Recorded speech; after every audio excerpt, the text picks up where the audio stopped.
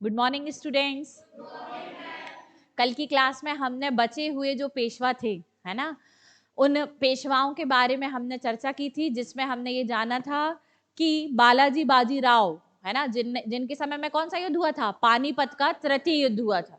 तो पानीपत का जो तृतीय युद्ध हुआ, उसके बाद बालाजी बाजीराव मराठों की हार को बर्दाश्त नहीं कर पाए और बालाजी बाजीराव की क्या हो जाती है? मृत्यु हो जाती है। कब? जून 1761 में। ठीक है। और जून 1761 में जब बालाजी बाजीराव की मृत्यु हुई, तो उसके बाद जो पेशवा का पद था, इस पेशवा के पद पर कौन बैठेगा को लेकर संघर्ष शुरू हुआ था। और जब ये संघर्ष शुरू होता है तो इस संघर्ष में अपनी दावेदारी को बताना चाहते हैं कौन? रघुनाथ राव। कौन बताना चाहते हैं? रघुनाथ राव। रघुनाथ राव जो है वो पेशवा बालाजी बाजीराव के क्या थे? भाई थे। क्या थे वो? भाई थे। तो इन्होंने सोचा कि मुझे ही क्या मिलेगा? पेशवा का पद मिलेगा। क्यों? क्योंकि बालाजी बाजीराव के जो दो पुत्र हैं, कौन? माधव राव और नारायण राव, ये अल्पवयस्क थे। ठीक है। तो इनको लगा कि अल्पवयस्क होने के कारण मुझे जो है वो आपकी जिम्मेदारी मिलेगी। लेकिन आप जानते हैं कि पेशवा का पद वंशानुगत था, और वंशानुगत होने के कारण जो पुत्र होता है वही क्या बनता है? अगला पेशवा बनता है। तो बालाजी बाजीराव का जो बड़ा पुत्र था उसका नाम था माधव राव, और उसे अगला पेशवा नियुक्त किया गया। लेकिन इसका संरक्षण करता माधव राव का रघुनाथ राव को बना दिया गया। रघुनाथ राव और माधव राव की बिल्कुल भी नहीं बनी। और जब इतने अधिक आंतरिक संघर्ष और झगड़े बढ़ गए तो माधव राव ने अपने चाचा जी रघुनाथ राव को हाउस अरेस्ट करा दिया या नजरबंद करा दिया। ठीक है। तो ये सारी चीजें हमने जानी। फिर इसके बाद आप देखते हैं कि माधव राव की असमय मृत्यु हो जाती है। किस बीमारी के कारण मर जाते हैं? टीबी, है ना। तो ट्यूबरक्लोसिस नामक बीमारी के कारण माधव राव की मृत्यु हो जाती है। और फिर एक और भाई जो होता है वो पेशवा पद का अगला दावेदार होता है। कौन? आपका नारायण राव। नारायण राव की हत्या रघुनाथ राव कर देता है। और जब रघुनाथ राव ने इस प्रकार की हत्या करी तो संपूर्ण मराठा साम्राज्य इससे दुखी हुआ कि पेशवा की आपने क्या कर दी? हत्या कर दी। तो रघुनाथ राव को हटाने के लिए जो मंत्री परिषद थी, इस मंत्री परिषद का एक नेता नाना फडणवीस, कौन है आपका? इन्होंने, नाना फडणवीस ने इनिशिएटिव लिया कि हम कैसे भी करके जो है राघोबा को पेशवा के पद से हटाएंगे। और फिर आप देखते हैं कि उसी समय नारायण राव का जो पुत्र है वो पैदा हो जाता है। क्या नाम है उसका? माधव राव नारायण। इन्हें ही सवाई माधव राव या माधव राव द्वितीय के नाम से जाना जाता है। ठीक है। अब जब सवाई माधव राव को बारबाई काउंसिल ने क्या किया? उन्हें पेशवा बना दिया। तो अब यहाँ से रघुनाथ राव जो है वो पुनः पेशवा पद की प्राप्ति की लालसा से ब्रिटिश ईस्ट इंडिया कंपनी के पास क्या हो जाएगा? चला जाएगा। ठीक है। तो अब यहाँ पर थोड़ा सा आपको ध्यान देना है। यहाँ पर आज की क्लास में आपको ये समझना है कि आंग्ल मराठा युद्ध की पृष्ठभूमि में क्या चीजें हुई। ठीक। हम जानते हैं कि अंग्रेजी ईस्ट इंडिया कंपनी जब भारत आई तो उसने भारत के विभिन्न क्षेत्रों को जीतना क्या किया? प्रारंभ किया। और जब इसने अपने भारत के विभिन्न क्षेत्रों को जीतना प्रारंभ किया तो ब्रिटिश ईस्ट इंडिया कंपनी के द्वारा जो पहला क्षेत्र जीता गया था वो था बंगाल। क्या था आपका? बंगाल। ठीक है। यहाँ बंगाल को जीता कैसे था? तो बंगाल को जीता ऐसे था कि यहाँ पर जो शासक था उसका नाम क्या था? क्या नाम था इसका? सिराजुद्दौला। ठीक है। अच्छा, सिराजुद्दौला का सेनापति कौन था? मीर जाफर। ठीक है। इस मीर जाफर को ब्रिटिश ईस्ट इंडिया कंपनी ने क्या कहा कि हम तुमको क्या देंगे? हम तुमको नवाब बनाएंगे। क्या बनाएंगे? हम तुमको नवाब बनाएंगे। और अगर हम तुमको नवाब बनाएंगे तो तुम हमको क्या दे देना? दीवानी। क्या दे देना? दीवानी दे देना। अब दीवानी राइट्स मिल जाते तो संपूर्ण बंगाल क्षेत्र में राजस्व वसूली का काम कौन करती? ईस्ट इंडिया कंपनी करती। ठीक है। तो शासक जो था वो नाम मात्र का होता और पूरा संपूर्ण आपका जो राजस्व वसूली का काम है वो कौन करती है? British East India company. ठीक है। तो यहाँ पर आपने देखा था कि दो प्रकार के संस्थाएं जो हैं अलग अलग कार्य और उत्तरदायित्व को संभाल रही थी, है ना। एक संस्था जो थी वो दीवानी राइट्स ले ली थी, तो दीवानी मामले कौन देख रहा था? British East India company. और जो फौजदारी मामले हैं वो कौन देख रहा था? वो नवाब देखता था। ठीक है। तो इस प्रशासन को आपने क्या कहा था? द्वैध शासन पद्धति। ठीक। सरल शब्दों में अगर आप जाने तो इसको बोलते हैं दोहरा प्रशासन। क्या बोलते हैं इसे? दोहरा प्रशासन। यानी एक ही क्षेत्र में दो अलग अलग मामलों को दो अलग अलग संस्थाएं क्या कर रही हैं, क्रियान्वित करती हैं या देखती हैं। तो बंगाल वाले क्षेत्र में जो प्रशासन स्थापित किया ब्रिटिश ईस्ट इंडिया कंपनी ने, इस प्रशासन को आप दोहरा प्रशासन के नाम से जानते हैं। ठीक, इसके बाद आपने देखा कि ब्रिटिश ईस्ट इंडिया कंपनी ने कर्नाटिक वार्स किए। क्या किए, कर्नाटिक वार्स, और एंग्लो कर्नाटिक वॉर्स के माध्यम से कर्नाटक क्षेत्र पर भी क्या कर ली, विजय प्राप्त कर ली। फिर आप देखते हैं कि ब्रिटिश ईस्ट इंडिया कंपनी दो मोर्चों पर एक साथ लड़ना शुरू करी। एक वाला क्षेत्र है आपका मैसूर, और दूसरा क्षेत्र जो है वो है आपका मराठा। क्या है आपका, मराठा।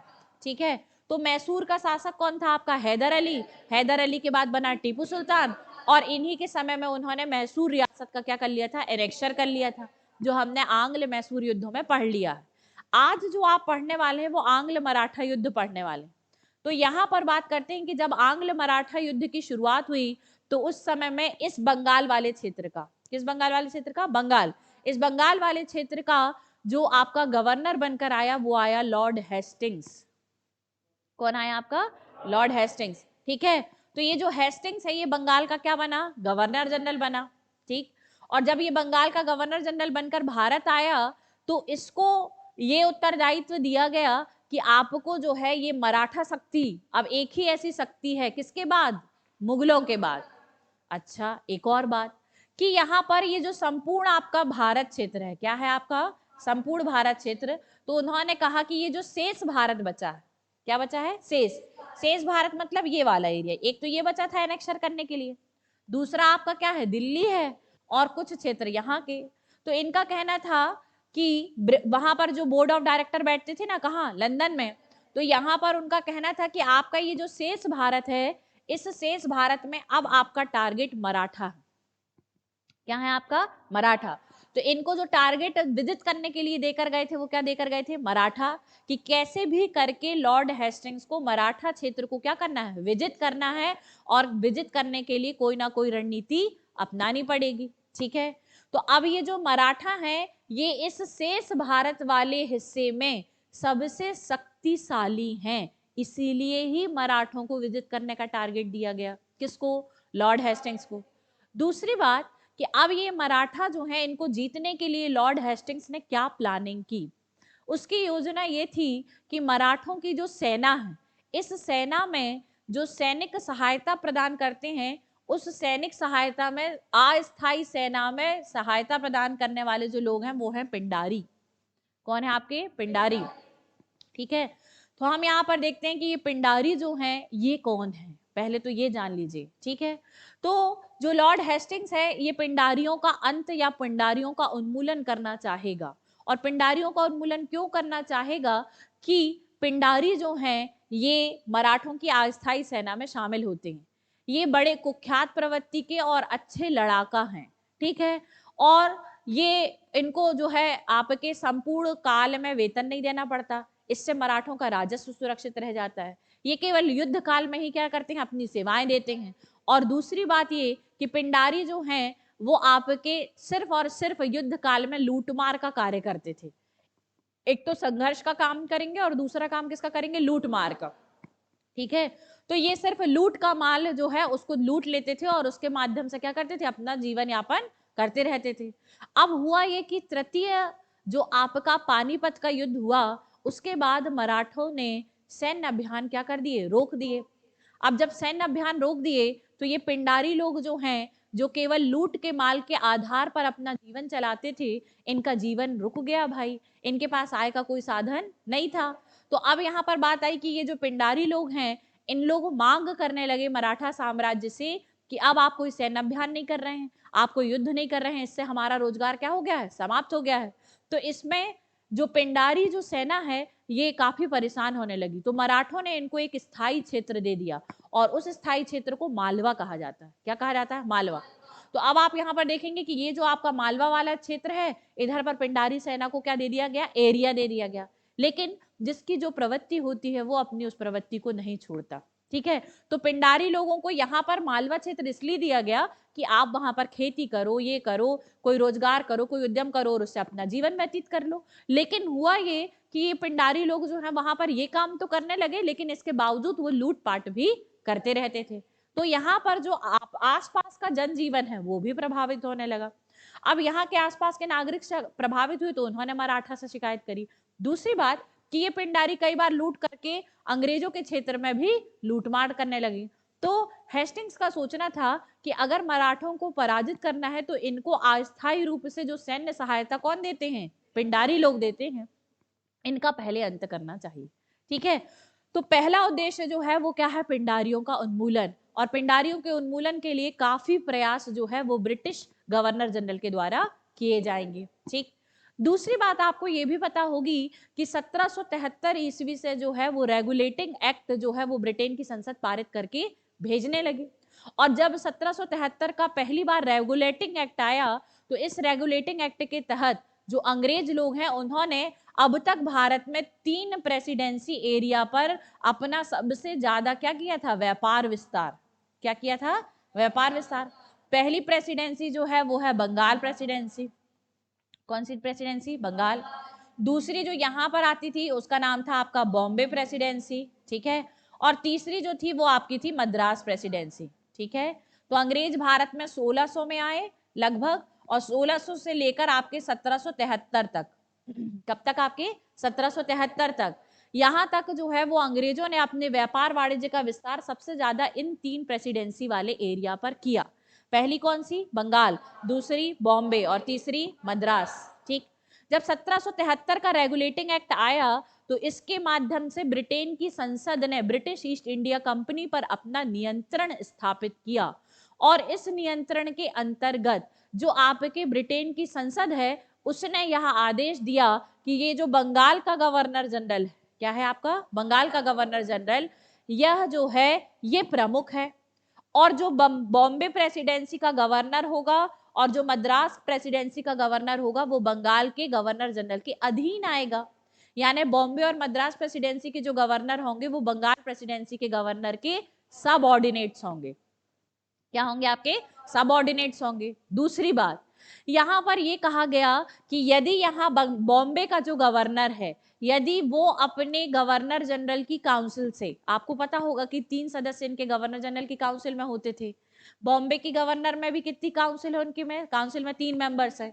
यहाँ पर मद्रास में भी 3 और बंगाल में भी 3। 73 के रेगुलेटिंग एक्ट में तो यही सुविधा थी कि इन तीनों के गवर्नर को अपनी अपने कार्य निर्णय बहुमत से लेने। कैसे लेने हैं, बहुमत से। तो अब यहाँ पर बात आई कि ये जो बॉम्बे प्रेसिडेंसी है, इस बॉम्बे प्रेसिडेंसी को अगर कोई निर्णय लेना है तो वो कहाँ वाले क्षेत्र पर लागू होते थे, केवल बॉम्बे वाले क्षेत्र। कहाँ लागू होते थे, बॉम्बे वाले। मद्रास प्रेसिडेंसी का गवर्नर अपनी काउंसिल की सहायता से जो निर्णय लेता था वो मद्रास क्षेत्र में लागू होता था। लेकिन याद रखिएगा कि जब ये अपने क्षेत्र का निर्णय लेंगे तो निर्णय लेने के बाद फाइनल अनुमति बंगाल का गवर्नर जनरल और उसकी काउंसिल देगी। ऐसा प्रावधान काय में किया गया था 73 के रेगुलेटिंग एक्ट में, कि आपको ये ध्यान रखना है कि बॉम्बे प्रेसिडेंसी ने अगर कोई निर्णय लिया तो यह निर्णय जो लिया गया है इसकी फाइनल अनुमति कौन देगा, बंगाल का गवर्नर जनरल और उसकी काउंसिल देगी। यानी आपको अंतिम अनुमति के लिए बंगाल के गवर्नर जनरल के पास क्या करना पड़ेगा, भेजना पड़ेगा।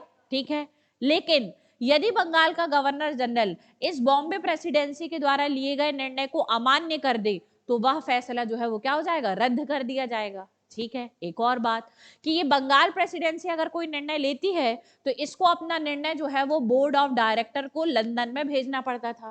ठीक है, अब लंदन में अगर इन्होंने कोई निर्णय को लेकर भेजा है, ठीक है, तो यदि ये किसी आपके निर्णय को रद्द कर दे तो ये मानना पड़ेगा किसको, बंगाल प्रेसिडेंसी को। यानी आप देखिए कि यहाँ पर आपके लेयर्स हैं। ठीक है, तो लेयर्स में आप देखेंगे कि सबसे ऊपर कौन है आपका, बोर्ड ऑफ डायरेक्टर, इसके ऊपर भी कौन है आपके, संसद, किसकी, ब्रिटेन की।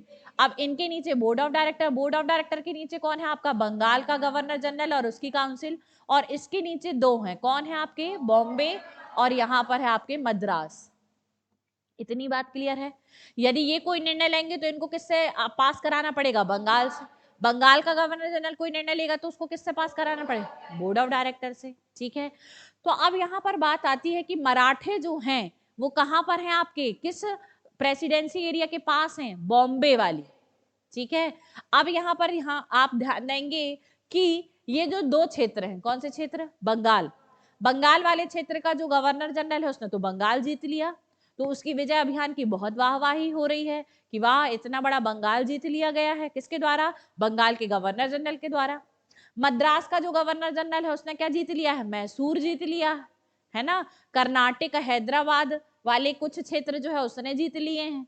तो यहाँ पर आप देख रहे हैं कि ये दोनों मोर्चों पर जो गवर्नर जनरल हैं वो जीत गए, लेकिन बंबई परिषद की तारीफ नहीं हो रही है, ठीक है। और बंबई परिषद जो है वो सोच रही है कि हम भी कुछ ऐसा करें कि हमारी भी क्या हो, तारीफ हो, ठीक है। तो अब बंबई परिषद की नजर जो है वो मराठों पर है, इस पर है, आपके मराठों पर, और वो किसी भी ऐसी स्थिति पर खोज कर रहे हैं या किसी ऐसे मौके की तलाश पे हैं कि कैसे भी करके हमको वो मौका मिले कि हम मराठों के आंतरिक प्रशासन में या मराठों के साम्राज्य में क्या करें, हस्तक्षेप करें, ठीक है। तो अब ये मौका किसने दिया बंबई के गवर्नर जनरल की काउंसिल को? तो आंसर है राघोबा ने दिया। किसने दिया? राघोबा ने। तो जब माधव राव नारायण यानी सवाई माधव राव को पेशवा नियुक्त किया गया, तो ये जो माधव राव नारायण के पेशवा नियुक्त किए जाने से सबसे ज्यादा खफा हुआ वो हुआ रघुनाथ राव। और चूंकि माधव राव की सवाई माधव राव की संरक्षण कौन बन गई है? बारबाई काउंसिल। तो अब बारबाई काउंसिल बहुत शक्तिशाली है और उसमें मराठा राज्य संघ के भी सदस्य शामिल हैं। तो यहाँ पर राघोबा की दाल नहीं गल रही। अब राघोबा ने सोचा कि यहाँ तो कुछ नहीं हो सकता मेरा, अब मैं किसी भी तरीके से सवाई माधवराव को मार भी नहीं सकता, क्योंकि तो उसका संरक्षण तो 12 मंत्रियों की काउंसिल कर रही है। इस स्थिति में मेरा सिर्फ एक ही एक व्यक्ति है जो मेरी सहायता करेंगे, वो कौन करेगा? British East India company.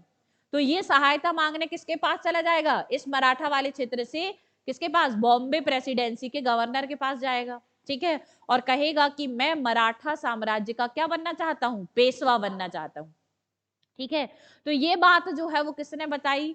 Raghoba ने बताई। किसको बताई? मराठा प्रेसिडेंसी को, ठीक है, यानी सॉरी बंबई प्रेसिडेंसी को बताई। और जब बंबई प्रेसिडेंसी का गवर्नर जो है उसके पास खुद ही ऑफर चल के आ गया, वो तो खुद से करना चाह रहे थे हस्तक्षेप, अब तो ये राघोबा खुद ही लेके आ गया ये प्रस्ताव कि हमको जो है वो पेशवा बना दो, और अगर आप हमको पेशवा बनाओगे तो हम आपको ये देंगे, है ना। तो स्वाभाविक सी बात है कि यहाँ बंबई प्रेसिडेंसी का जो गवर्नर है वो ये निर्णय लेगा कि भाई मैं जो हूं अगर इसको पेशवा बनवाता हूं तो पेशवा बनवाने पर ये मुझे क्या क्या देगा। तो ये थी पूरी पृष्ठभूमि कि कैसे बंबई प्रेसिडेंसी जो है वो क्या करना चाह रही थी? हस्तक्षेप करना चाह रही थी। क्लियर है यहाँ तक की बातें? ठीक, तो आगे बढ़े। चलिए, तो ये आपको बेसिक आपका बैकग्राउंड पता होना चाहिए एंग्लो मराठा वॉर्स का, ठीक। चलिए, अब यहाँ पर हम देखते हैं कि जो हमारा आंग्ल मराठा युद्ध है उस समय में बंगाल का जो गवर्नर जनरल है वो कौन है आपका? Lord Hastings. कौन है आपका? लॉर्ड हेस्टिंग्स है। और इस लॉर्ड हेस्टिंग्स जो है ये काफी सारे क्या लेगा? निर्णय लेगा, ठीक। तो दो पृष्ठभूमि पता होनी चाहिए, एक मराठों के संदर्भ में कि मराठों में अव्यवस्था या आंतरिक संघर्ष पेशवा के पद को लेकर चल रहा था, जिसमें रघुनाथ राव जो है वो पेशवा के पद का लालची है, किसी भी तरीके से वो क्या बनना चाहता है? पेशवा बनना चाहता है।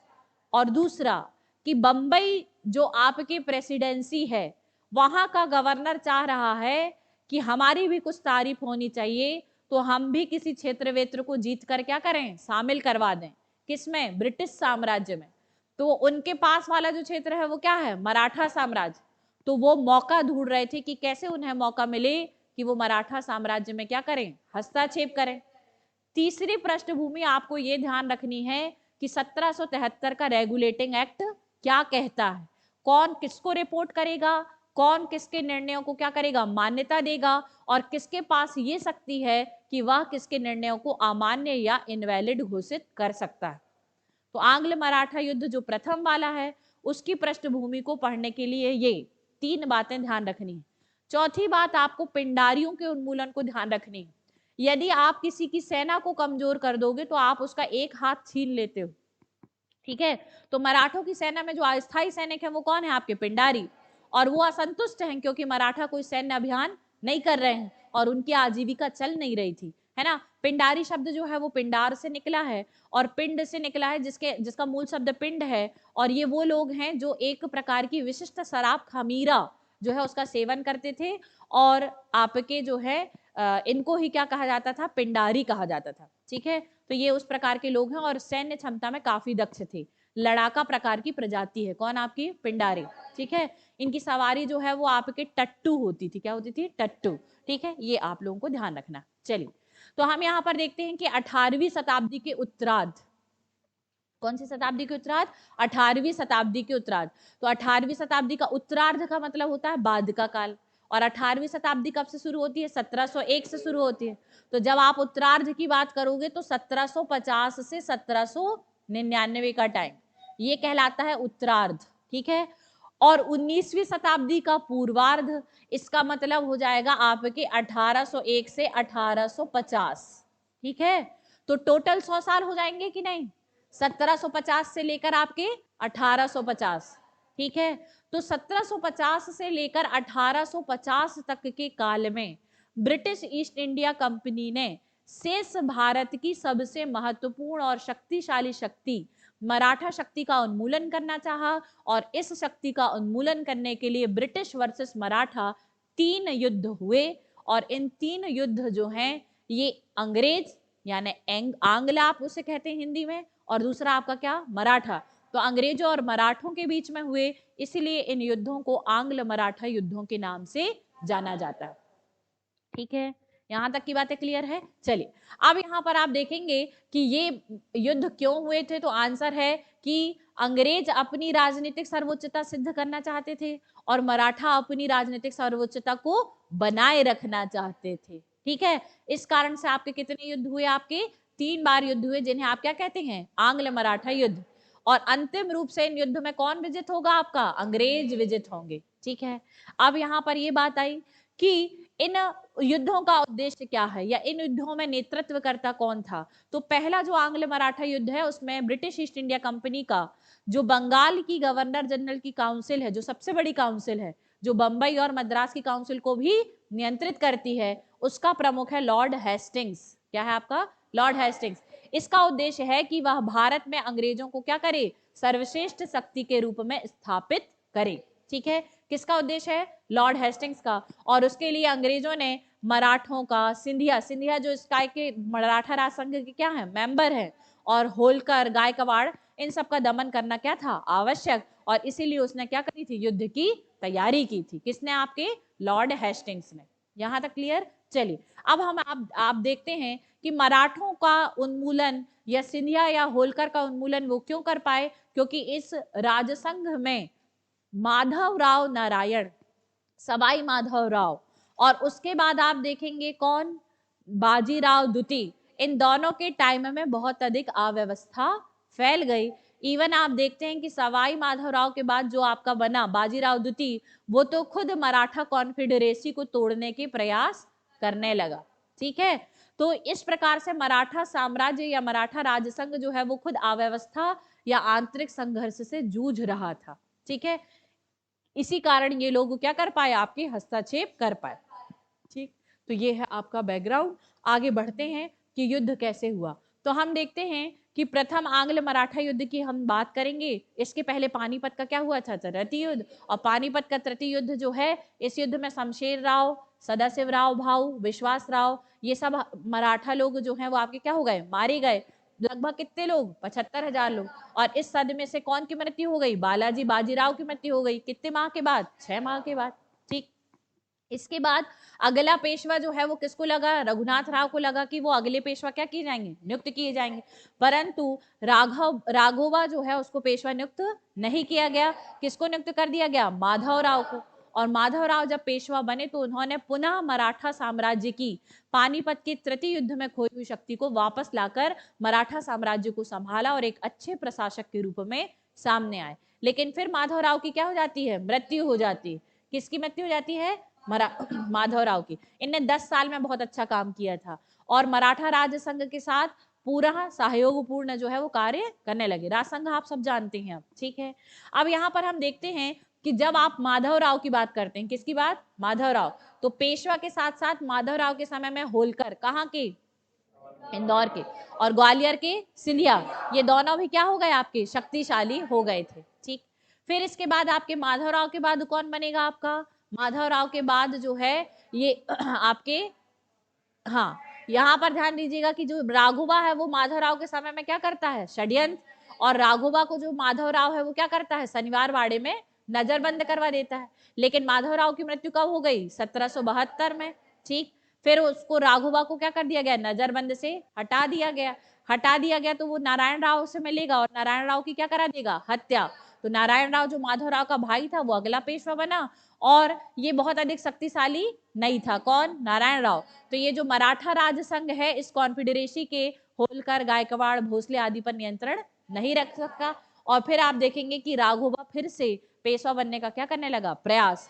परंतु आप देखेंगे कि ये जो है वो नारायण राव की क्या करा दिया, हत्या, और स्वयं को क्या कर दिया, पेशवा घोषित।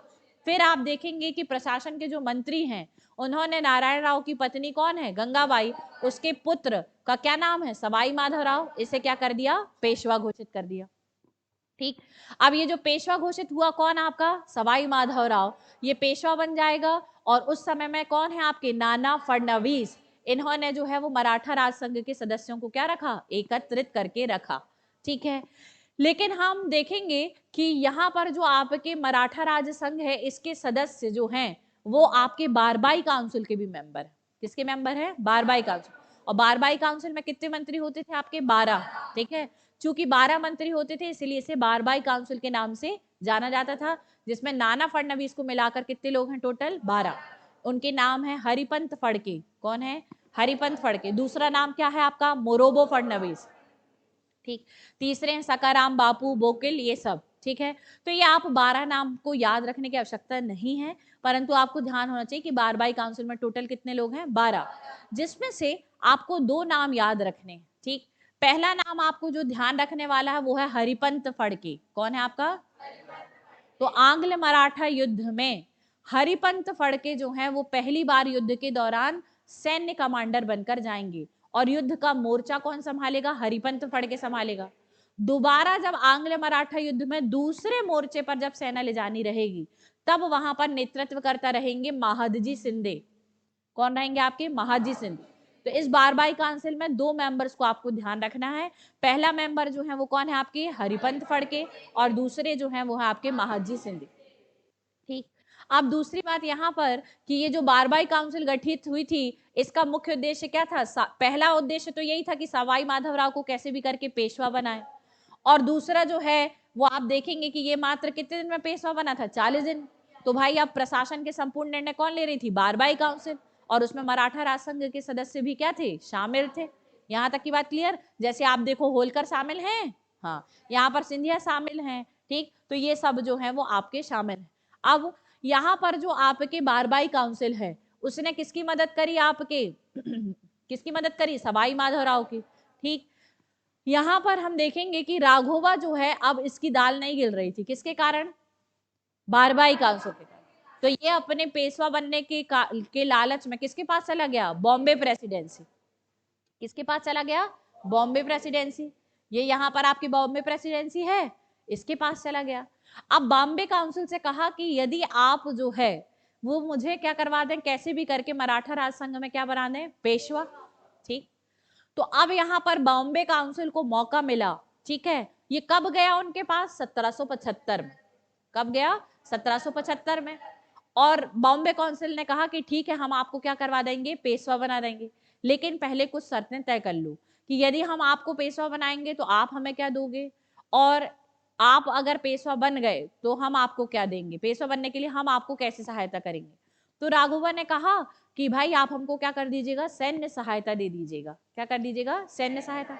अब यहाँ पर बात आई कि ये जो संधि हुई किसके किसके बीच में हो रही है, ये बॉम्बे काउंसिल और रघुनाथ राव के बीच में हो रही। क्या मराठा साम्राज्य के बीच में हो रही, आंसर है नहीं। ठीक, क्या पूरी आपके ब्रिटिश ईस्ट इंडिया कंपनी के साथ हो रही है, नहीं। ब्रिटिश ईस्ट इंडिया कंपनी की सिर्फ एक काउंसिल जो बॉम्बे में है उसके साथ हो रही है। ठीक है, तो आपको ये याद रखना है कि सूरत की संधि कब हुई, 1775 में। किसके किसके बीच में हुई, तो आपके ब्रिटिश ईस्ट इंडिया कंपनी की कौन सी काउंसिल, बॉम्बे काउंसिल, और रघुनाथ राव यानी राघोबा के बीच में हुई। ठीक है, संधि की शर्तें क्या क्या थी, संधि की शर्तें ये थी कि यदि राघोबा को पेशवा बनाने में जीतवा देते हैं कौन, बॉम्बे काउंसिल, तो इस स्थिति पर पेशवा बनने के बाद राघोबा जो है वो आपके ब्रिटिश ईस्ट इंडिया कंपनी को सालसेट देगा। क्या देगा? सालसेट। और सालसेट कौन सा क्षेत्र है? जो वर्तमान मुंबई और ठाणे के आसपास का क्षेत्र है। ठीक है। दूसरा क्षेत्र क्या देगा? आपके बेसिन देगा। तो सालसेट और बेसिन अंग्रेजों को देना स्वीकार किया। किसने? राघोबा ने। ठीक। दूसरा आप देखेंगे कि इसके साथ ही साथ अंग्रेजी ईस्ट इंडिया कंपनी को सूरत, क्या है आपका? सूरत और भड़ौच, जिसे बहराइच के नाम से भी जाना जाता है, इस क्षेत्र में राजस्व वसूली के अधिकार भी कौन देगा? पेशवा राघोबा बनने के बाद देगा। ठीक है। किसको देगा? ब्रिटिश ईस्ट इंडिया कंपनी को। तो एक तरीके से यहां पर आप देखें कि सूरत और बहराइच की दीवानी मिलेगी। क्या मिलेगी? सूरत और बहराइच की दीवानी मिलेगी। किसको? ब्रिटिश ईस्ट इंडिया कंपनी को। ठीक है। और इसके साथ साथ सालसेट और बेसिन तो पूरा क्षेत्र ही मिल जाएगा। किसको? ब्रिटिश ईस्ट इंडिया कंपनी को। और अब British East India company Raghoba को क्या देगी? तो राघोबा को 2500 सैनिक की सहायता मिलेगी। ठीक है। ताकि ये जाकर वहां पर मराठा राजसंघ में जो बारबाई काउंसिल है और माधवराव द्वितीय के साथ क्या कर सके? युद्ध लड़ सके। तो युद्ध लड़ने के लिए ब्रिटिश ईस्ट इंडिया कंपनी अपनी खुद की सेना के 2500 सैनिक किसको देगी? राघोबा को प्रदान करेगी। ठीक है। और इस सैन्य सहायता के बदले जो है वो लड़ाई करेगा और क्या बन जाएगा? पेशवा बन जाएगा। तो इस संधि को जाना जाता है सूरत की संधि के नाम से। ठीक। सूरत की संधि बॉम्बे की काउंसिल ने करी। किसने करी? बॉम्बे की काउंसिल ने। ठीक। और आपको पता है कि 73 के रेगुलेटिंग एक्ट के माध्यम से यदि बॉम्बे की गवर्नर की काउंसिल कोई निर्णय लेती है तो उसकी अनुमति या फाइनल अटेस्टेशन जो है वो कौन करती है? बंगाल के गवर्नर जनरल की काउंसिल करती है। तो उसको वैलिडेट करने का काम किसका है? बंगाल के गवर्नर जनरल का। तो अब बॉम्बे की काउंसिल ने इस निर्णय को पारित करके बंगाल के गवर्नर जनरल को भेजा।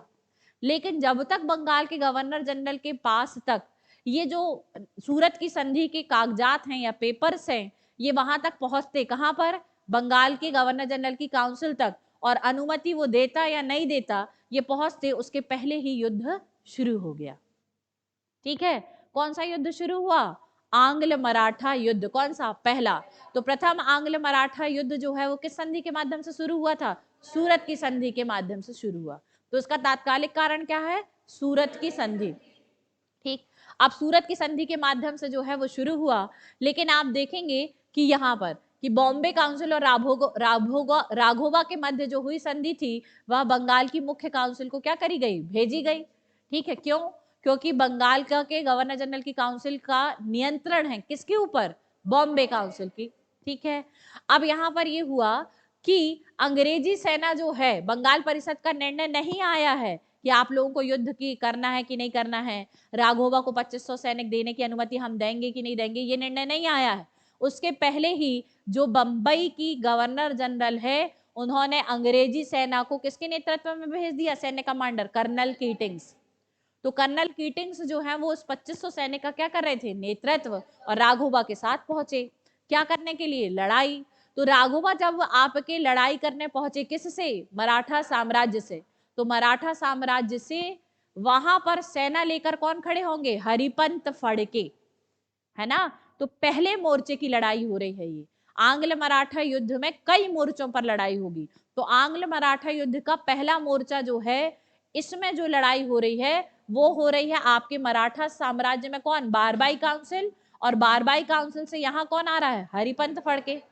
वर्सेस आप देखेंगे यहाँ पर पेशवा के पद का लालची कौन है? राघोबा। ठीक है। राघोबा को 2500 सैनिकों की सहायता किसने दिया है? बॉम्बे की काउंसिल ने। और उस सेना का नेतृत्व कौन कर रहा है? Colonel Keating. कौन कर रहा है? Colonel Keatings. ठीक है। अब ये युद्ध हुआ तो यहीं से प्रथम आंग्ल मराठा युद्ध का पहले मोर्चे का युद्ध हुआ, जिस युद्ध में हरिपंत फड़के की विजय हुई और आपके यहाँ पर जो सेना है वो हारने लगी। क्या होने लगी? आपकी सेना हारने लगी। किस मोर्चे पर? फर्स्ट मोर्चे पर। ठीक है। और आप देख रहे हैं कि युद्ध चल रहा है, और जब आपके युद्ध चल रहा है उसी दौरान बंगाल के गवर्नर जनरल की काउंसिल कहती है कि सूरत की संधि को हम मान्यता प्रदान नहीं करेंगे। बॉम्बे जो काउंसिल है उसने यह निर्णय लिया है, यह गलत है। हम सूरत की संधि को इनवैलिड या अमान्य घोषित करते हैं। किसी भी स्थिति में British East India Company colonel Keating और 2500 सैनिकों को कहे कि युद्ध रोक दिया जाए। ठीक है, क्लियर है। अब यहां पर भाई सेना आमने सामने खड़ी है, किसकी? ब्रिटिश ईस्ट इंडिया कंपनी और मराठों की। ठीक है, मराठा में कौन? हरिपंत फड़के की सेना। अब बीच में अगर आप क्या करते हैं, सेना हटाते हैं, तो ये तो पूर्ण पराजय मानी जाएगी, किसकी? ब्रिटिश ईस्ट इंडिया कंपनी की। तो यहाँ पर बॉम्बे काउंसिल की जो सेना है, उस सेना ने पीछे हटने का निर्णय नहीं लिया। वो बोले नहीं, हम पीछे नहीं हटेंगे, नहीं तो हम क्या हो जाएंगे, हार जाएंगे और मराठा साम्राज्य वाले क्षेत्र को हम जीत नहीं पाएंगे। तो यहाँ पर ब्रिटिश सेना पीछे हटने को तैयार नहीं हो रही, और चूंकि यहाँ पर हरिपंत फड़के तो जीत ही रहे हैं। ठीक है, तो अब जो बंगाल का गवर्नर जनरल है, उसने इनसे बात करने की सोची। किनसे? मराठों से, है ना। किससे बात करने की सोचेगी? मराठों से। और उन्होंने बोला कि देखिए, अब इस युद्ध को जो है वो बीच में ही क्या कर दिया जाना चाहिए, रोक दिया जाना चाहिए। ठीक है, यदि दोनों तरफ से सेनाएं अपने युद्ध को रोकती हैं तो हम एक संधि करेंगे। हम एक क्या करेंगे? संधि।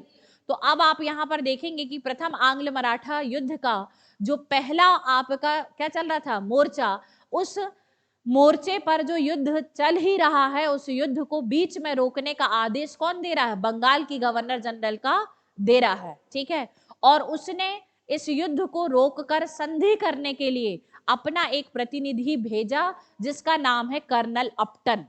क्या नाम है आपका? कर्नल अपटन। तो वहां बैठा जो वॉरेन हेस्टिंग्स है, इसने कर्नल अपटन को भेजा, और कर्नल अपटन को किसके पास भेजेगा? वो मराठाओं के पास। और हरिपंत पढ़ के और बारबाई काउंसिल से उनको कन्विंस किया जाएगा कि किसी भी स्थिति में जो है ये प्रथम आंग्ल मराठा युद्ध रोक दीजिए। ठीक है, अब जब कर्नल अपटन बंगाल की गवर्नर जनरल की काउंसिल से आएगा, तो ये जो है वो मराठों के साथ एक संधि करने का प्रस्ताव रखेगा। मराठे इस संधि को करने के लिए तैयार हुए, और इस संधि का नाम है पुरंदर की संधि। क्या नाम है आपका? पुरंदर की संधि। तो अभी पूरा युद्ध नहीं रुका है, अभी सिर्फ एक मोर्चे पर ही जो यह है वो युद्ध रुका है। ठीक है, और यहां पर अब क्या साइन हो गया आपके? पुरंदर की संधि। ठीक, तो हम यहाँ पर देखेंगे अब क्या हुई? पुरंदर की संधि। पुरंदर की संधि 1776 ईस्वी में हुई। कब हुई? 1776 ईस्वी में हुई। अब यहाँ पर क्या हुआ, देखिए, यहाँ पर बंगाल के गवर्नर जनरल का कहना था राघोबा पेशवा बनना चाहता है। ठीक है, और वहां पर पेशवा कौन है आपके? माधवराव द्वितीय है। ठीक है, तो माधवराव द्वितीय जो है वो पेशवा है। ये तो मराठों का आंतरिक मामला है, इस पर बॉम्बे काउंसिल क्यों हस्तक्षेप कर रही है? यानी ये ब्रिटिश ईस्ट इंडिया कंपनी का कोई मामला नहीं है, तो हमारा तो हस्तक्षेप करने का नहीं बनता है। और हम कौन होते हैं राघोबा को पेशवा बनवाने वाले? ये आपका आंतरिक मामला है, आप खुद निपटो सुलझो। ये किसका कहना है? बंगाल के गवर्नर जनरल का। ठीक है, तो यहाँ पर जो बॉम्बे काउंसिल है वो किसको बनाना चाहती थी? राघोबा को। यानी बंबई की काउंसिल माधवराव द्वितीय को वैलिड पेशवा नहीं मान रही थी। वो किसको पेशवा मान रही थी? वैलिड, राघोबा को मान रही थी। ठीक है, जबकि बंगाल की काउंसिल कहने लगी कि नहीं, आपका वैलिड पेशवा कौन है? माधवराव द्वितीय ही है। ठीक है, तो अब यहां पर मराठों ने कहा कि अगर ठीक है, आप उनके ऊपर हैं, बंबई के ऊपर कौन है? बॉम्बे काउंसिल, और यदि आप मानने तैयार हैं कि हमारा ओरिजिनल और वास्तविक वैलिडेट जो पेशवा है वो कौन है? माधवराव द्वितीय है, तो हम तब संधि करने के लिए तैयार हैं, और इस स्थिति पर हम युद्ध को रोकने के लिए भी क्या है? तैयार है। तो यहाँ पर जो बारबाई काउंसिल के मेंबर्स हैं, नाना फडणवीस और हरिपंत फड़के आदि, इन्होंने युद्ध को इसी शर्त पर रोकने का क्या किया? तय किया कि ठीक है, युद्ध को हम क्या कर देते हैं? रोक देते हैं। ठीक है, तो आप देखेंगे कि पुरंदर की संधि जो ब्रिटिश ईस्ट इंडिया कंपनी की बंगाल काउंसिल, ये किसके बीच में हो रही है? ब्रिटिश ईस्ट इंडिया कंपनी की बंगाल काउंसिल वर्सेस आपके किसके बीच में हो रही है? आपके मराठा राज संघ के बीच में। किसके बीच में हो रही है? आपके मराठा राज संघ के बीच में। और उसकी भी मेन नेतृत्वकर्ता कौन है? आपकी बारबाई काउंसिल। ठीक है, ये सब इनके बीच में ये संधि हुई, और इस संधि की पहली शर्त, सवाई माधवराव यानी माधवराव द्वितीय को ब्रिटिश ईस्ट इंडिया कंपनी ने क्या माना? पेशवा माना, और बोले हाँ, यही आपके क्या है? वास्तविक पेशवा। राघोबा जो है वो किसी भी प्रकार से इस पेशवा पद का दावेदार नहीं। तो यहाँ पर मराठा संघ जो है वो क्या हो जाएगा? खुश, क्योंकि वे तो चाह ही रहे थे कि सवाई माधवराव ही क्या रहे? पेशवा रहे। ठीक, इसके बाद आप देखेंगे कि यहाँ पर ये कहा कि भाई युद्ध के दौरान हमने आपके जो क्षेत्र जीते, क्या बोला है, युद्ध के दौरान हमने आपके जो क्षेत्र जीते हैं वे मराठों के सारे क्षेत्र जो है वो ब्रिटिश ईस्ट इंडिया कंपनी क्या कर देगी, वापस कर देगी। ठीक, युद्ध जो है वो 75 से 76 लगभग हो गया है ना, तो हम आपके जितने भी क्षेत्र जीते हैं वो हम क्या कर देंगे, वापस कर देंगे। तो फिर आपके मराठों ने कहा कि और सुन लीजिए, हमारे किसी भी दुश्मन को अब ब्रिटिश ईस्ट इंडिया कंपनी संरक्षण नहीं देगी, उसमें राघोबा भी शामिल है। ठीक है, तो जो ब्रिटिश ईस्ट इंडिया कंपनी है उसने बोला कि ठीक है भाई, हम आपके किसी भी दुश्मन को, किसको मिलाकर, इंक्लूडिंग राघोबा, हम अब आपके किसी भी दुश्मन को संरक्षित नहीं करेंगे और सहायता भी नहीं देंगे। तो यहाँ पर British East India company convince हुई।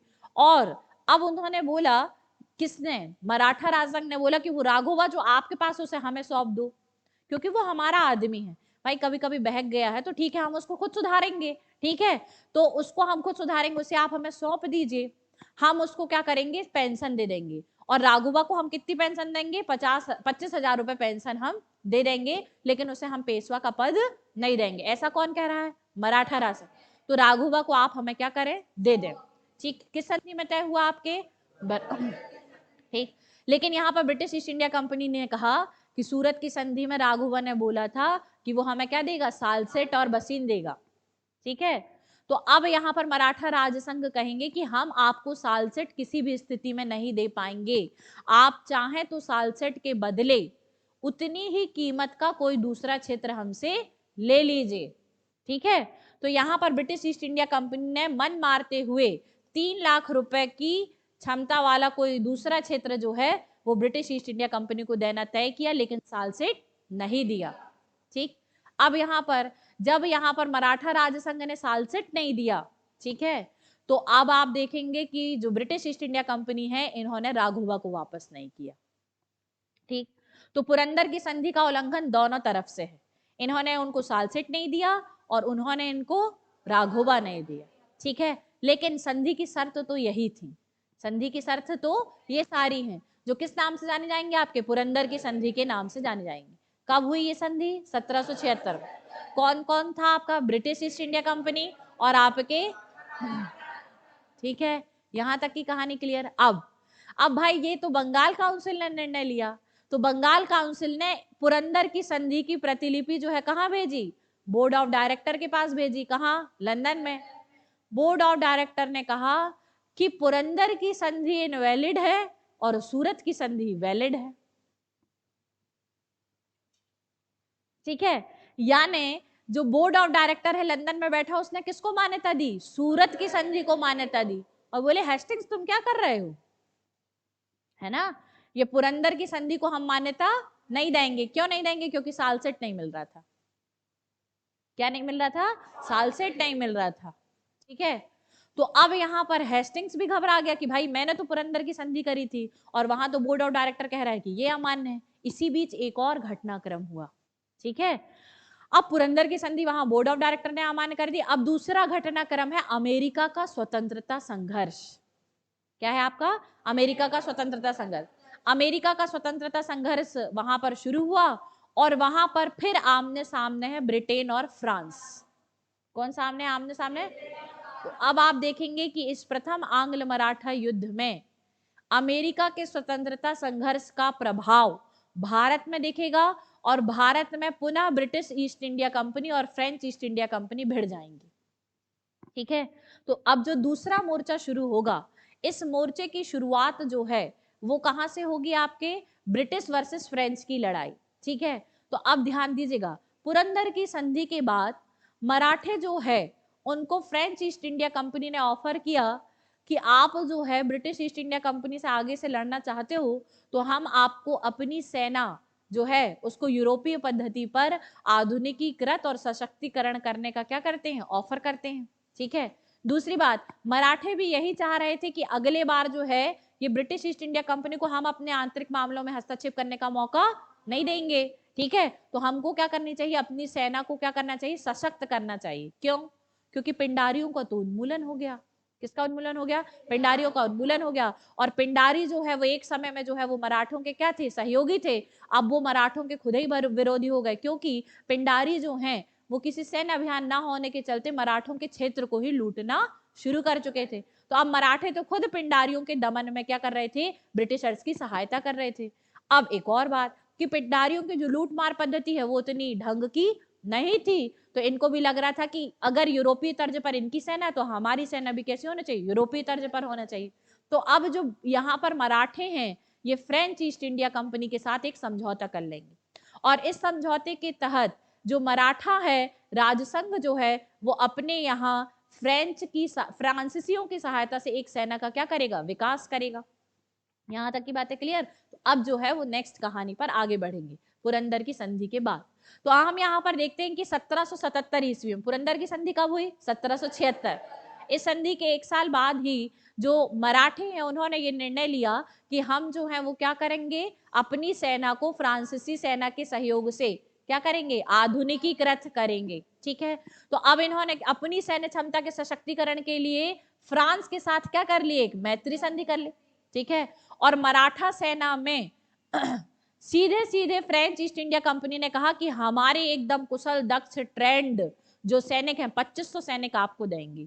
अब वहां याद है वहां ब्रिटिश ईस्ट इंडिया कंपनी ने राघोबा को 25 सैनिक दिए थे, यहाँ फ्रेंच ईस्ट इंडिया कंपनी कह रही है हम अपने ट्रेंड और स्किल्ड जो आपके आर्मी मैन हैं हम उनको क्या करेंगे, आपके प्रोवाइड करेंगे। कितने, 2500 सैनिक। तो 2500 यूरोपियन जो सैनिक हैं वो फ्रांस ने क्या कर दिए, प्रदान कर दिए, और बोले कि ये जो 2500 सैनिक हम आपको दे रहे हैं ये आपकी सेना के 10,000 सैनिकों को प्रशिक्षित करके हम यूरोपियन तर्ज पर ही और ट्रेंड कर देंगे। तो आपके पास टोटल कितनी सेना हो जाएगी, 12,500 की। ठीक है, तो 12,500 की सेना हो जाएगी, मतलब आप क्या हो जाएंगे, शक्तिशाली हो जाएंगे। तो मराठा तो ब्रिटिश ईस्ट इंडिया कंपनी के खिलाफ जो है इनके साथ क्या कर लेते हैं, संधि कर लेते हैं। किसके साथ, फ्रांसीसियों के साथ। और फ्रांसीसी कंपनी कहती है हम आपको 2500 सैनिक देंगे, आपके 10,000 सैनिकों को ट्रेंड और स्किल्ड करेंगे, परंतु इसके बदले में आप हमको एक बंदरगाह दे दो। क्या दे दो आप, बंदरगाह। तो यहाँ पर मराठा राज संघ कहता है ठीक है डन। तो पश्चिमी तट का एक बंदरगाह जो है वो फ्रेंच ईस्ट इंडिया कंपनी को इन्होंने क्या कर दिया, प्रदान कर दिया।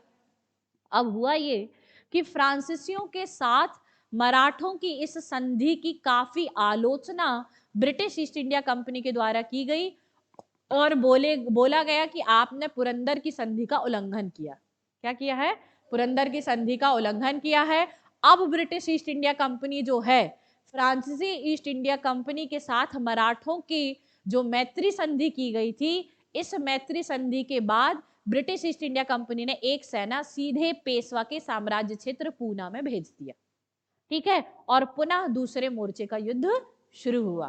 कौन के वर्सेस कौन, मराठा वर्सेस आपके ब्रिटिश ईस्ट इंडिया कंपनी। ठीक है, और इस युद्ध की शुरुआत दूसरे मोर्चे पर कौन कहां से हो रही है, पुणे में। तो अब इस दूसरे मोर्चे पर मराठों की सेना का नेतृत्व महादजी शिंदे ने किया। किसने किया, महादजी शिंदे।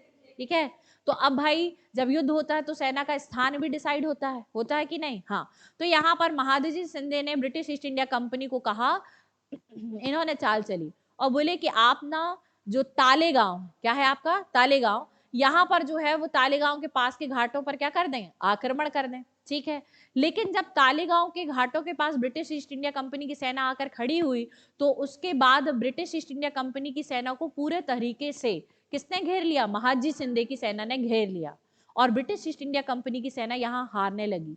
इसके साथ साथ इनका जो सैन्य बेस था, किसका, ब्रिटिश ईस्ट इंडिया कंपनी का, जो कि कहां पर था, खापोली में था, उस खापोली में स्थित सैन्य बेस को भी महादजी शिंदे की सेना और मराठा राजसंघ ने उड़ा दिया, यानी उसे भी क्या कर दिया, समाप्त कर दिया। तो यहाँ पर भी कौन जीत रहा है, आपके महादजी शिंदे, यानी कौन जीत रहा है, मराठे जीत रहे हैं। अब यहाँ पर बात आई कि ये जो आपके मराठे हैं वो पुनः जीतने लगे इस युद्ध में, दूसरे मोर्चे के युद्ध में भी।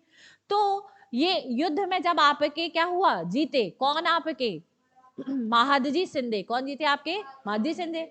तो अब यहाँ पर इतना अधिक ब्रिटिश ईस्ट इंडिया कंपनी की सेना हार गई कि अब उन्होंने सरेंडर कर दिया। क्या कर दिया, सरेंडर यानी आत्मसमर्पण कर दिया, किसके सामने, महादजी शिंदे के सामने। तो अब मराठों के सामने जब ब्रिटिश ईस्ट इंडिया कंपनी ने समर्पण किया तो समर्पण करने के बाद संधि होती है और यह संधि जो है वो बड़गांव नामक स्थान पर हुई, इसीलिए इस संधि को बड़गांव की संधि के नाम से जाना जाता है। ठीक है, लेकिन ये बड़गांव की संधि किसके किसके बीच में हुई, महादजी शिंदे मतलब सिंधिया और आपके उसका नेतृत्व करता या हस्ताक्षरकर्ता कौन है, महाजी शिंदे या सिंधिया, और वर्सेस आपके कौन, बंबई की British East India company, Bombay council वाली। ठीक है, तो इनके बीच में कौन सी संधि होती है, आपके बड़गांव की संधि होती है। कौन सी संधि होती है, बड़गांव की संधि। तो बड़गांव की संधि जो हुई ये कब हुई, 1779 में। कब हुई, 1779। 1779 में बड़गांव की संधि हुई। इस संधि में के तहत जो है वो ब्रिटिश ईस्ट इंडिया कंपनी ने अपनी पराजय को क्या किया, स्वीकार किया। और इस संधि के तहत फिर से कुछ शर्तें तय हुई।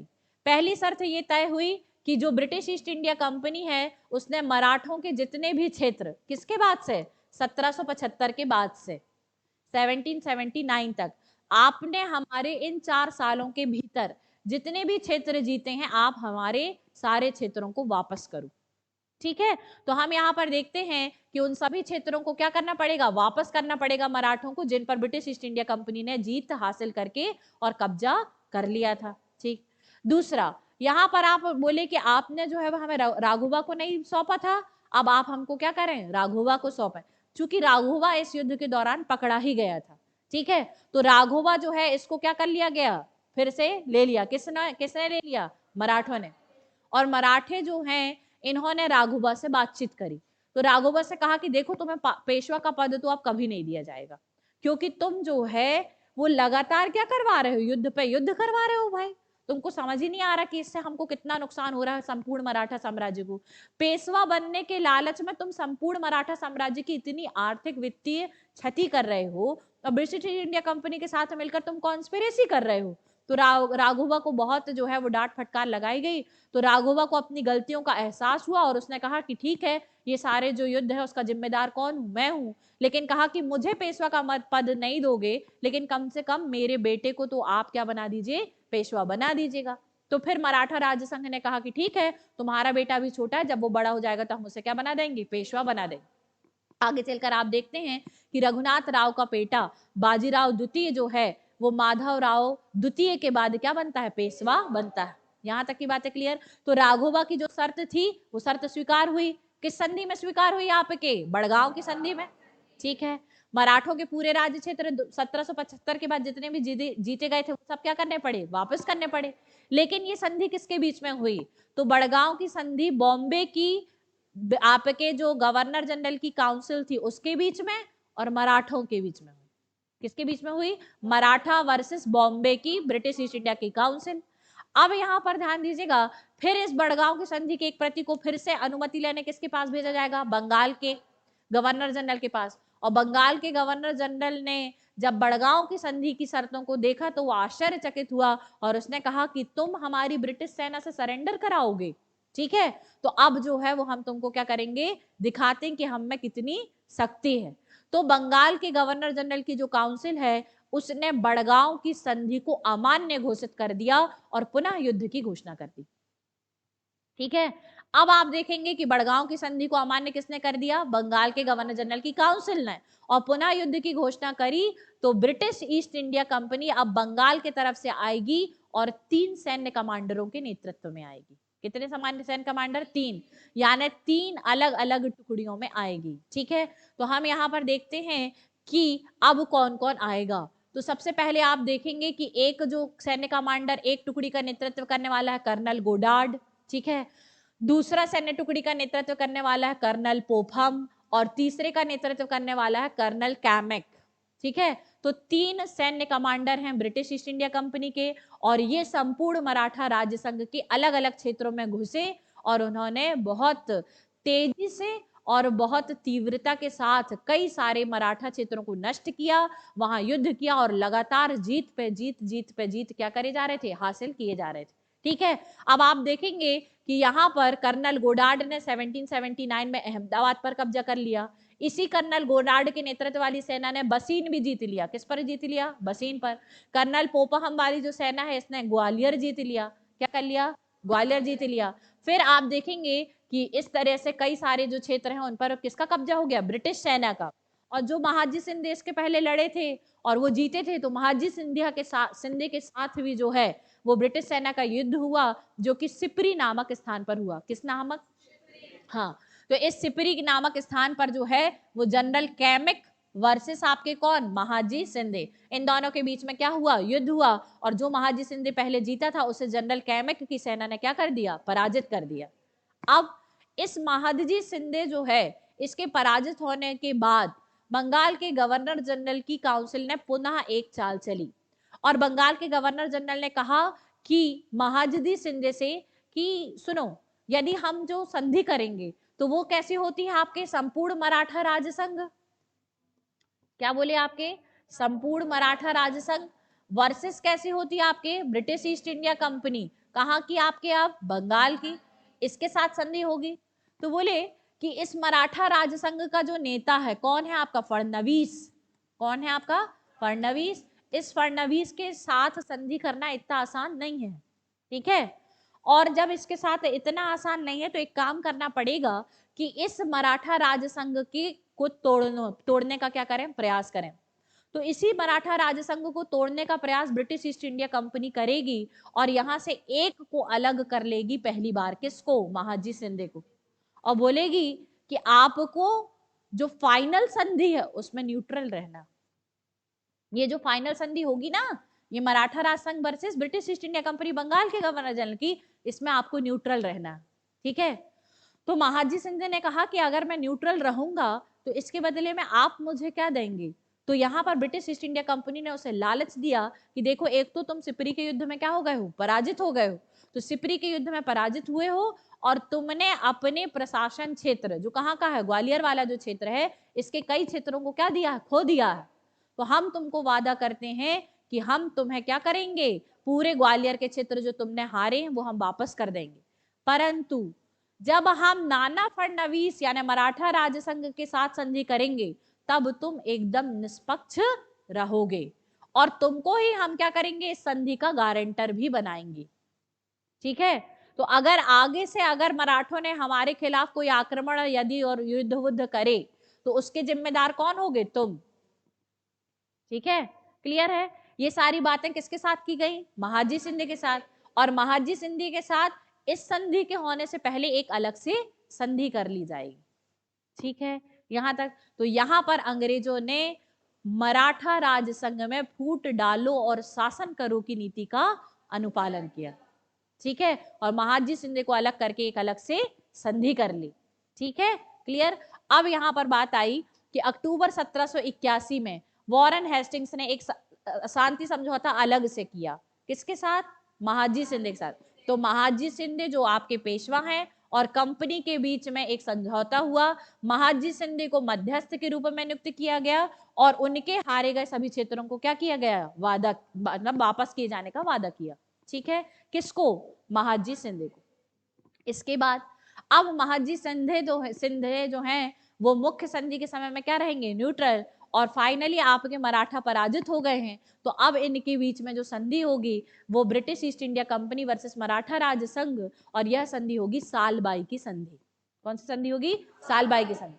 सालबाई की संधि जो है वो आपके 1782 ईस्वी में हुई, और इस संधि के साथ ही प्रथम आंग्ल मराठा युद्ध समाप्त हुआ, और प्रथम आंग्ल मराठा युद्ध में मराठे पराजित हुए। यहां तक की बात है क्लियर। अब यहां पर आप देखेंगे कि ये सालबाई की संधि जो है वो किसके बीच में है, मराठों और कंपनी के बीच में है। महाजी शिंदे इसमें न्यूट्रल रहेगा। इस संधि को सालबाई की संधि के नाम से जाना जाएगा, और नाना फडणवीस जो हैं इस संधि पर क्या करेंगे, हस्ताक्षर करेंगे, और यह संधि जो है इसके अंतर्गत क्या क्या हुआ। तो आपको पता है ना, सालसेट नहीं दिया था मराठों ने, तो अब बोले अब तो तुम पूरे तरीके से क्या हो गए हो, पराजित, तो हमको सालसेट तो दे ही दो, ठीक है। तो ब्रिटिशर्स ने क्या ले लिया, आपके सालसेट ले लिया। क्या ले लिया, सालसेट। सालसेट को ब्रिटिशर्स ने अपने अधिपत्य में ले लिया। दूसरा आप देखेंगे कि 1776 के बाद के कंपनी ने जितने भी 1776 के बाद अब कंपनी ने, ब्रिटिश ईस्ट इंडिया कंपनी ने युद्ध के माध्यम से मराठों के जो भी क्षेत्र जीते थे वो मराठों को क्या कर दिए गए, वापस कर दिए गए। तीसरी शर्त ये हुई कि ये जो रघुनाथ राव है इसे क्या कर दिया गया, सेवानिवृत्त कर दिया गया, और इसे क्या नियुक्त कर दिए, पेंशनर्स के रूप में नियुक्त कर दिए गए। और अभी आपको पता है ना कि 1777 में फ्रांसीसियों के साथ क्या हुई थी, मैत्री संधि हुई थी, ठीक है। तो अब ब्रिटिशर्स ने कहा कि आगे से आप किसी भी अन्य यूरोपियन शक्ति, चाहे वो पुर्तगाली हो, फ्रांसीसी हो, डेनिस हो, डच हो, आप किसी भी अन्य यूरोपीय शक्ति से सहायता नहीं लेंगे और ना ही किसी अन्य यूरोपीय शक्ति के नागरिकों को आप अपने प्रशासन में नियुक्त करेंगे। क्लियर है? तो ये एक तरीके से क्या है, सहायक संधि प्रथा की एक शर्त है कि किसी भी अन्य यूरोपीय नागरिकों को ना तो आप सेना में रखेंगे, ना आप उनको अधिकारी बनाएंगे, ना आप प्रशासन में उनसे सहायता लेंगे। तो ये एक तरीके से सहायक संधि तो है। क्यों? क्योंकि आपको पता है कि नाना फडणवीस जो है वो सहायक संधि को डायरेक्टली करने के लिए सहमत तो नहीं होंगे। तो इन्होंने सिर्फ अभी यहाँ पर एक शर्त रखी है कि किसी भी दूसरी यूरोपीय शक्तियों के साथ संधि, सैन्य सहायता और प्रशिक्षण आदि लेने का प्रयास आप नहीं करेंगे। ठीक है। महादजी संधि को जो है इस संधि का क्या बनाया गया, गारंटर यानी प्रमाणीकर्ता बनाया गया और बोला गया कि यदि सालबाई की संधि का क्या होगा, उल्लंघन, तो इसकी जिम्मेदारी किसकी होगी, महादजी सिंधे की होगी। ठीक। इसके बाद अब आप देखेंगे कि ये पूछा कि भाई अब आप तो हार ही गए हैं, तो हम आपके क्षेत्र में पहले से क्या कर रहे थे, व्यापारिक गतिविधियां, हमारी कई व्यापारिक कोठियां आपके ही क्षेत्र में थी, तो अब हम तो शांतिपूर्ण तरीके से हम क्या कर सकते हैं, व्यापारिक गतिविधियां। तो मराठों ने कहा कि व्यापारिक गतिविधियां करने की अनुमति तो आपको पहले से ही है, आप उनको क्या कर सकते हैं, कंटिन्यू रख सकते हैं। तो मराठों को जो है वो आपके व्यापारिक गतिविधियों को करने की भी अनुमति प्रदान कर दी गई। ये क्या है, आपके सालबाई की संधि। तो सालबाई की संधि जो है वो सबसे महत्वपूर्ण है। इस संधि के माध्यम से प्रथम आंग्ल मराठा युद्ध क्या हुआ, समाप्त। क्या क्या हुआ संधि में, Salcete British East India company ने ले लिया। 1776 के बाद जीते गए संपूर्ण मराठा राज्य जो थे उनको मराठों को वापस कर दिया। राघोबा को पेंशनर नियुक्त कर दिया गया, सेवानिवृत्त कर दिया गया और आपके यूरोपीय किसी भी यूरोपीय लोगों को अब मराठा राज्य संघ ना तो सेना में ना तो अधिकारियों के रूप में नहीं रख सकेगा और आपके महादजी सिंधे को क्या बनाया गया, गारंटर बनाया गया। ठीक। इस संधि के बाद लगभग 20 साल तक, कितने साल तक, 20 साल, 20 साल तक जो है वो अब अंग्रेजी ईस्ट इंडिया कंपनी और मराठों के बीच में क्या रहेगी, शांति। क्या रहेगी, शांति। तो ये एक तरीके से शांति समझौता है, किसके बीच में, ब्रिटिश ईस्ट इंडिया कंपनी और मराठों के बीच में। तो ये युद्ध कब समाप्त हो रहा है, 1782। ठीक है। कितने साल चला, 7 साल। 1775 में शुरू हुआ था सूरत की संधि के बाद और सूरत की संधि के साथ शुरू हुआ और 1782 में सालबाई की संधि के साथ समाप्त हुआ। ठीक है। तो पहली संधि कौन सी हुई थी, सूरत की संधि। पहली संधि कौन सी हुई थी, सूरत की संधि। ठीक। सूरत की संधि के बाद क्या हुआ था, कौन सी संधि हुई, पुरंदर की संधि। पुरंदर की संधि के बाद कौन सी संधि हुई, बड़गांव की संधि। कौन सी संधि, बड़गांव। बड़गांव की संधि में आपने देखा था कि पूरी तरीके से ब्रिटिश ईस्ट इंडिया कंपनी क्या हो गई थी, हार गई थी और क्या करी थी, आत्मसमर्पण।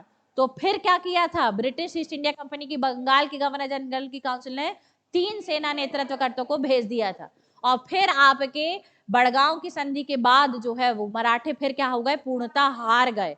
और जब मराठे पूर्णतः हारे तो लास्ट में आपके कौन सी संधि हुई, आपके सालबाई की संधि। तो प्रथम आंग्ल मराठा युद्ध के दौरान कितनी संधियां हुई, 4। पहली सूरत की, फिर पुरंदर की, बड़गांव की और सालबाई। सूरत की संधि 1775, Raghoba versus Bombay, British East India council, Bombay की। ठीक है। दूसरा आपके पुरंदर की संधि कब हुई, 1776 में हुई। फिर बड़गांव की संधि 1779 और ये बड़गांव की संधि भी बॉम्बे की British East India council versus Mahadji Shinde या मराठा राज संघ के बीच में हुई थी। इसको अमान्य कर दिया था और किसको अमान्य कर दिया था, सूरत की संधि। और ये तो खुद बंगाल की ब्रिटिश ईस्ट इंडिया कंपनी ने काउंसिल ने किया था, तो इसको कैसे अमान्य करते वो। ठीक है। लेकिन इसको अमान्य कौन ने कर दिया था, बोर्ड ऑफ डायरेक्टर ने अमान्य कर दिया था। ठीक है। और फिर आपके फाइनली ये संधि किसके साथ होती है, बंगाल की ब्रिटिश ईस्ट इंडिया कंपनी की काउंसिल वर्सेस आपके मराठा राज संघ। किस संधि के माध्यम से, सालबाई। तो किस युद्ध के, किस संधि के माध्यम से प्रथम आंग्ल मराठा युद्ध समाप्त हुआ, सालबाई की। कितने साल के लिए शांति हो गई, 20 साल के लिए शांति हो गई। अब 1882 से 1802, ठीक है, सॉरी 1782 से 1802। ठीक है, सॉरी। तो यहां पर ध्यान रखना ये है 1782, 1782 से 1792 कितने साल, 10 साल और 1792 से 1802 कितने साल हो जाएंगे, 20 साल का ये शांति समझौता 1802 में टूटेगा और 1802 में सेकेंड एंग्लो मराठा युद्ध क्या होगा, शुरू होगा। ठीक है। तो कल की क्लास में पढ़ेंगे क्या, द्वितीय आंग्ल मराठा युद्ध। ठीक है, ओके। तो आज की क्लास को यहीं पर समाप्त करते हैं। Thank you.